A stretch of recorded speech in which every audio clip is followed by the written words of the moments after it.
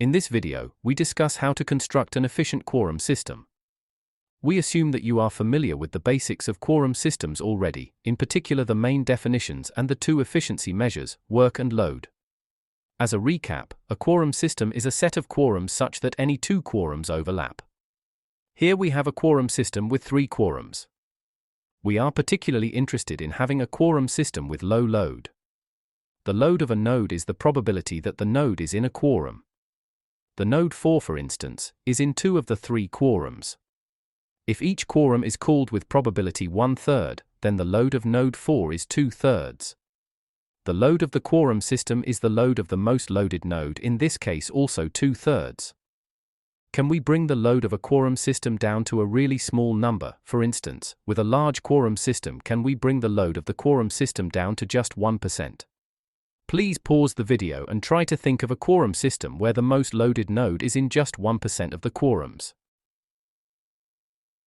The 1% figure before was really ambitious, so let's try to bring the load down to 20%. Already for a load of 20% we need a really large quorum system. Here we have a quorum system with 100 nodes. The nodes are located in a 10 by 10 grid.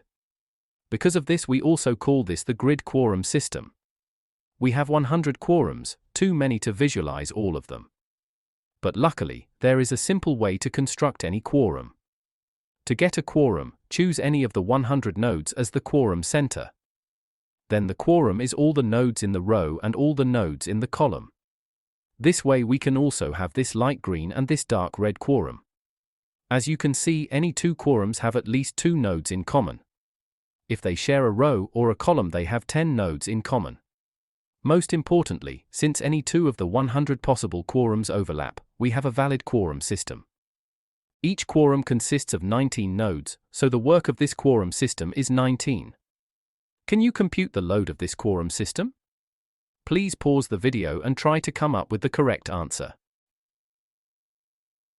Again, the load of a quorum system is how likely the node is in a quorum. Let's focus our attention on the center of the orange quorum. It is clearly included in its own quorum, but it's also included in all quorums in the same row, and likewise in all quorums in the same column. Since its own quorum consists of 19 nodes, our node is hence included in 19 quorums. As it's not in any of the other quorums, its load is 19 out of 100, or 19%. Since the quorum system is completely symmetrical, every node's load is 19%, and as such the load of the quorum system is indeed only 19%. Why do we care about load so much? Essentially, load is a convenient measure for the decentralization of the system, its concurrency and parallelism. If each node is only involved in 20% of the quorums, then not all decisions have to go through the same bottleneck, which helps speeding up decisions.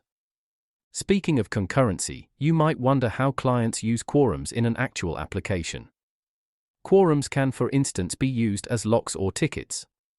A client simply chooses a quorum and then asks for permission from every node in that quorum. Since any 2 quorums overlap, it might happen that a client has reserved a lock from most nodes in its quorum, but not all of them. The client can then be interrupted by another client, who is in turn again interrupted by another client. It might be a little bit like in this picture if a node is won by the quorum color which is on top. In this case, neither of the 3 clients has managed to win its quorum. Like so often, there are various solutions. One solution just numbers all the nodes in the system, from 1 to 100 in our case, row-wise, with the 1 being in the top left. When clients ask the nodes for the lock, the client considers the lowest node number that is still missing. In this example, the orange client won all the numbers up to and including 43. The green winning streak only goes until 30, and the red only until 27. Since orange has the highest winning streak, it has priority over the other 2 colors, and the orange client can take node 53 away from green. In this quorum system, any 2 quorums have at least 2 nodes in common. This means that we can probably simplify our quorums even more.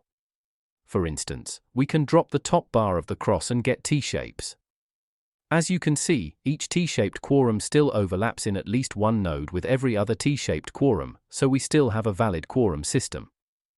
Let's quickly do the math regarding work and load for the T-shapes.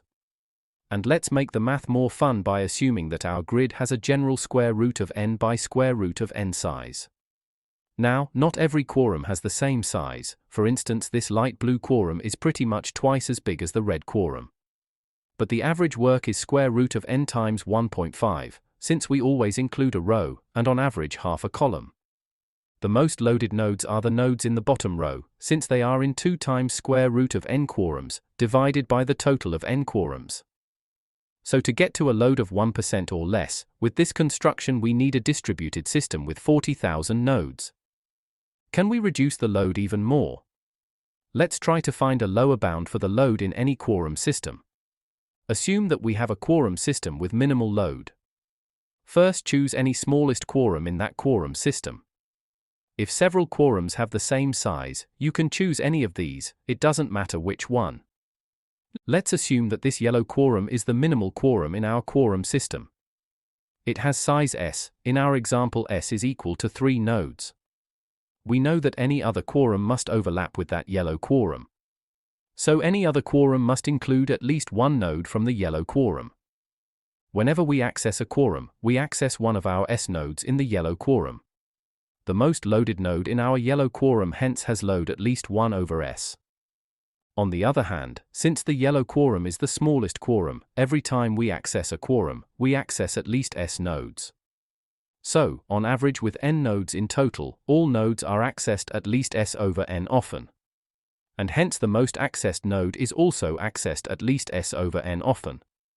In other words, we have 2 lower bounds for the load of the busiest node in the quorum system. The load must be at least as big as the higher of these 2 ratios. If we want to minimize the load, we should make the 2 ratios equal. We can do this by setting s equal to the square root of n. Then both terms become 1 divided by the square root of n.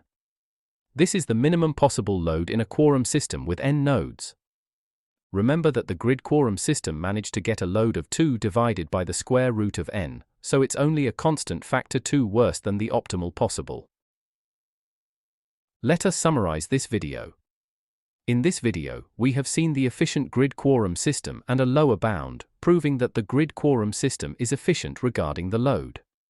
If we compare the grid quorum system with the 2 orthodox alternatives, we see that the grid manages to have a much lower load. Thanks for watching this video.